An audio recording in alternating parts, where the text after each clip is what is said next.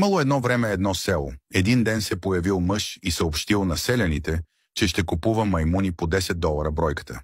Селяните, виждайки, че наоколо има много маймуни, отишли в гората и започнали да ги хващат. Мъжът купил хиляди маймуни по $10. Но с времето маймуните намалели и селяните загубили интерес. Тогава той обявил, че вече ще плаща по $20 за маймуна.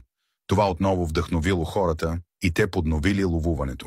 Скоро обаче маймуните станали още по-малко и хората пак се върнали към работата си по фермите. Тогава мъжът вдигнал офертата до $25.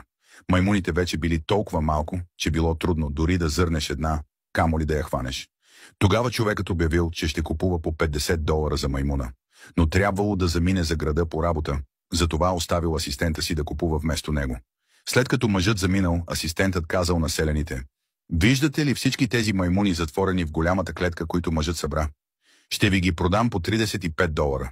Когато господарят ми се върне от града, ще можете да му ги продадете по 50 и ще направите чиста печалба.“ Селяните събрали всичките си спестявания и купили всичките маймуни, но никога повече не видели нито мъжа, нито асистента му. Само маймуни навсякъде. Сега вече имате по-добро разбиране за това как работи криптопазарът.